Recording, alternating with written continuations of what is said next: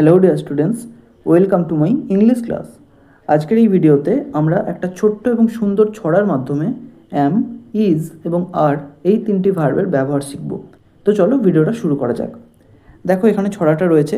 প্রথমে আমরা একবার ছড়াটা পড়ে নিই, তারপর এটার ব্যাখ্যা আমি তোমাদের বলে দেব।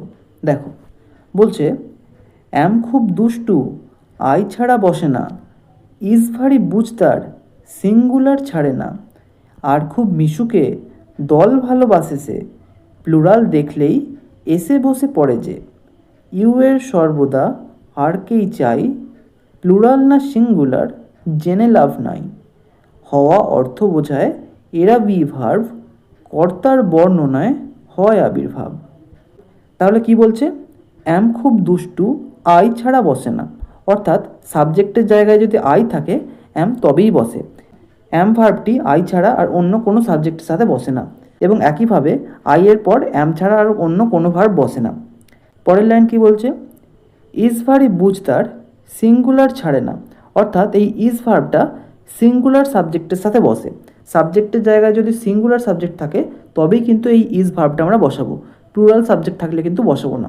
শুধুমাত্র আই এর ক্ষেত্রে আমরা অ্যাম বসাবো। আই সিঙ্গুলার হলেও আই এর সাথে কিন্তু ইজ বসাবো না।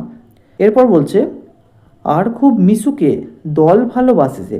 অর্থাৎ এই আর ভার্বটা খুব মিশুকে মানে সে মেলামেশা করতে খুব ভালোবাসে, এবং সে দল ভালোবাসে। দল ভালোবাসে মানে কি? একজনকে নিয়ে দল হয় না, একের বেশি জনকে নিয়ে দল হয়। আর একের বেশি জন হলে কি হয়ে যাবে? সেটা প্লুরাল।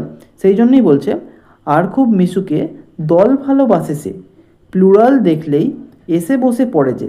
অর্থাৎ সাবজেক্ট যদি প্লুরাল হয় তাহলে আমরা আর ভার্বটা তারপরে বসাবো। প্লুরাল ছাড়া অন্য কোনো সাবজেক্টের সাথে কিন্তু আর ভার্ব বসে না। এরপর বলেছে, ইউ এর সর্বদা আরকেই চাই, প্লুরাল না সিঙ্গুলার জেনে লাভ নাই। অর্থাৎ ইউ একটা সাবজেক্ট এবং ইউ এর পর সর্বদা আর ভার্বটাই কিন্তু বসে। ইউ সিঙ্গুলার হোক বা প্লুরাল হোক। আমরা জানি ইউ সিঙ্গুলারও হতে পারে আবার প্লুরালও হতে পারে। তো কোনো একটি বাক্যে ইউ সিঙ্গুলার হিসেবে ব্যবহৃত হচ্ছে নাকি প্লুরাল হিসেবে ব্যবহৃত হচ্ছে সেটা আমাদের জেনে লাভ নেই। ইউ থাকলেই তারপর আমরা এই আর ভার্বটিকেই বসাবো। তারপরের লাইন কি বলেছে? হওয়া অর্থ বোঝায় এরা বি ভার্ব, কর্তার বর্ণনায় হয় আবির্ভাব। তাহলে এই তিনটে ভার্ব অর্থাৎ অ্যাম, ইজ আর আর এরা কি বোঝায়? হওয়া অর্থ বোঝায়।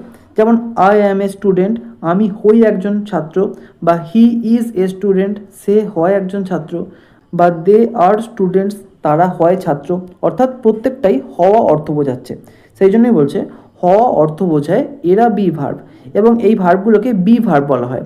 তাহলে অ্যাম, ইজ, আর এরা কী ধরনের ভার্ব? এরা কিন্তু বি ভার্ব। আর লাস্ট লাইন বলেছে, কর্তার বর্ণনায় হয় আবির্ভাব। কর্তার বর্ণনায় বলতে কি বলেছে? কর্তা মানে হলো সাবজেক্ট। সাবজেক্ট বাক্যে থাকে, সাবজেক্ট অনুযায়ী তো বাক্যে ভার্ব বসে। তো কর্তা বাংলা কথা এবং ইংরেজি থেকে সাবজেক্ট বলে। তাহলে কর্তার বর্ণনায় হয় আবির্ভাব মানে সাবজেক্টের বর্ণনায়, অর্থাৎ সাবজেক্টকে বর্ণনা করতে এদের আবির্ভাব হয়, মানে এরা আসে। তাহলে কোনো বাক্যে যদি সাবজেক্টকে বর্ণনা করতে হয় সেখানে ভার্বের জায়গায় আমাদের বি ভার্ব ব্যবহার করতে হবে, কারণ এই বি ভার্বই সাবজেক্ট অর্থাৎ কর্তার বর্ণনার জন্য ব্যবহার করা হয়। আশা করি তোমরা এই ছড়াটির মাধ্যমে অ্যাম, ইজ এবং আর এর ব্যবহার খুব সুন্দরভাবে বুঝতে পেরেছো। এইরকমই বিভিন্ন ছোটো ছোটো ছড়ার মাধ্যমে গ্রামারের বিভিন্ন টপিক শিখতে চাইলে তোমরা এই বইটি নিতে পারো। তো এখানেই শেষ করছি আজকের ভিডিও। Thanks for watching.